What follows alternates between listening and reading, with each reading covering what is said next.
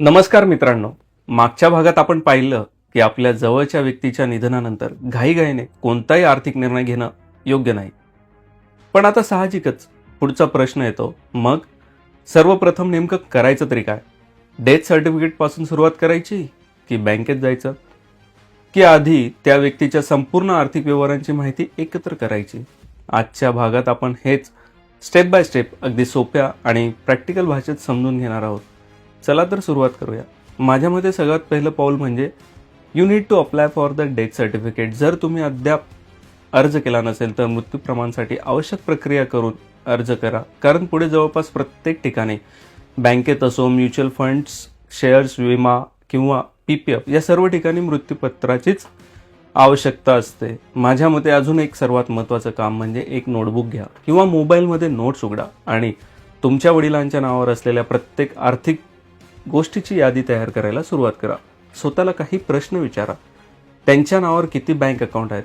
Fixed deposit आहेत का? Locker आहेत का? PPF आहे का? डीमॅट अकाउंट आहेत का? त्यांच्या नावे काही शेअर्स, म्युच्युअल फंड्स आहेत का? त्यांच्या काही इन्शुरन्स पॉलिसी होत्या का? की पोस्ट ऑफिसमध्ये NSC किंवा इतर इन्व्हेस्टमेंट्स होते? ते क्रिप्टोमध्ये तर गुंतवणूक करत नव्हते ना? त्यांना कुठून पेन्शन येत होती का? त्यांना इंटरेस्ट क्रेडिट होत होता का? हे सगळं आधी शोधा, कारण बँक अकाउंट हा फक्त एक भाग असतो हो, पण पूर्ण आर्थिक चित्र त्याहीपेक्षा खूप मोठं असतं. आता इथेच लोक अजून एक दुसरी चूक मोठी करतात.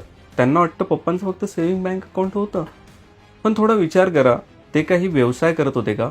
त्यांच्या नावावर GST रजिस्ट्रेशन होतं का? ते काही प्रोप्रायटरी किंवा पार्टनरशिप कन्सर्नमध्ये तर काम करत नव्हते, की एखाद्या प्रायव्हेट लिमिटेड कंपनीमध्ये डिरेक्टर होते, की ट्रस्टी बनून कुठली ट्रस्ट तर चालवत नव्हते ना? जर यापैकी काहीही असेल तर त्या प्रत्येक ठिकाणी वेगवेगळी कायदेशीर प्रक्रिया आहे. म्हणून त्यांचा संपूर्ण आर्थिक आणि व्यावसायिक जबाबदाऱ्यांची यादी तयार करणं हेच माझ्या दृष्टीने पहिलं पाऊल. पण विषय इथं संपत नाही, कारण अजून एक अशी महत्त्वाची गोष्ट आहे जी बहुतेक लोक पूर्णपणे विसरतात.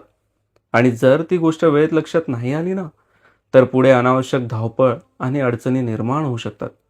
ती गोष्ट नेमकी कोणती, हे मी तुम्हाला माझ्या अनुभवासह येणाऱ्या पुढच्या भागात अगदी सोप्या भाषेत सांगणार आहे. म्हणून प्रश्न तुमचे आणि उत्तर आमचे या कार्यक्रमाचा पुढचा भाग नक्की पहा.